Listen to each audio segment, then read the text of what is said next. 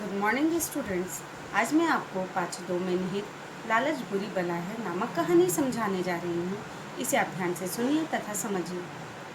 इस कहानी के अनुसार अब्दुल्ला नामक व्यक्ति बगदाद में पैदा हुआ था और उसके माँ बाप के मर जाने के बाद उसे उत्तराधिकार अर्थात विरासत में इतना धन प्राप्त हुआ था कि वह अपना सारा जीवन आराम से व्यतीत कर सकता था।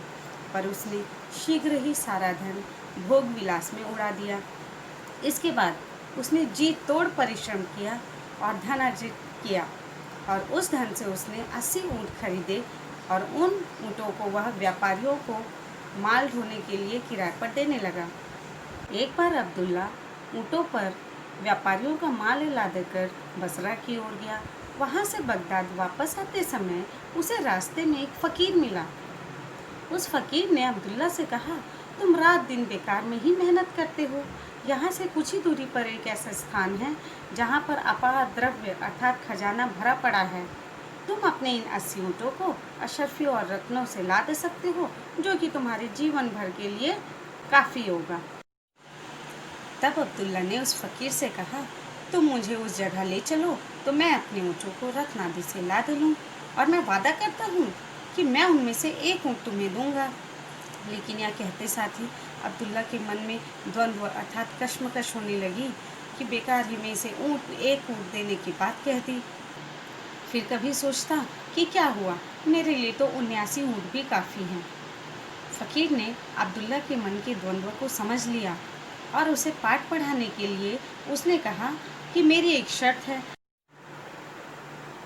अगर तुम खजाने से लदे अपने ऊँटों में से आधे ऊँट मुझे दोगे तो ही मैं तुम्हें वो जगह दिखाऊंगा।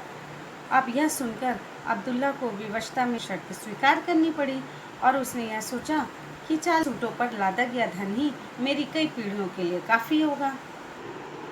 फिर वह दोनों पहाड़ के एक तंग दर्रे अर्थात संकरे व दुर्गम रास्ते से निकलकर एक खुले मैदान में पहुँचे।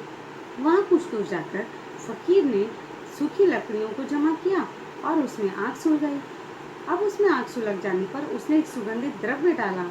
उसे डालने से आग में एक धुएं का गुबार जैसा उठा और वह धुआं एक चलने लगा।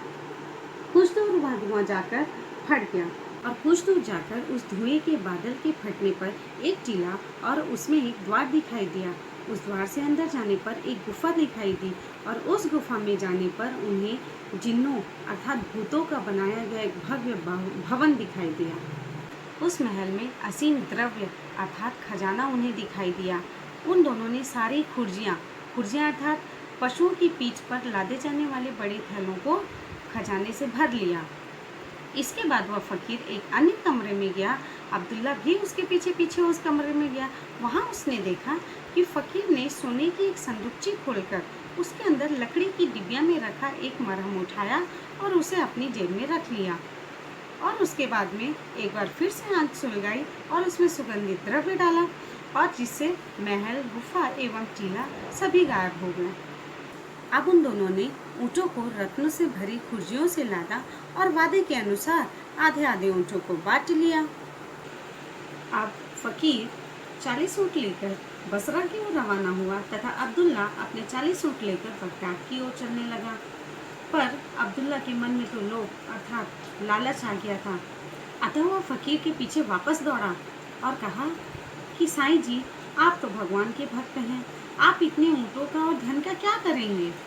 अगर आप बुरा ना माने तो मैं आपके ऊँटों में से 10 ऊँट और ले लूँ। यह सुनकर फ़कीर ने मुस्कुराकर कहा, अच्छा, तुम 10 ऊँट और ले लो।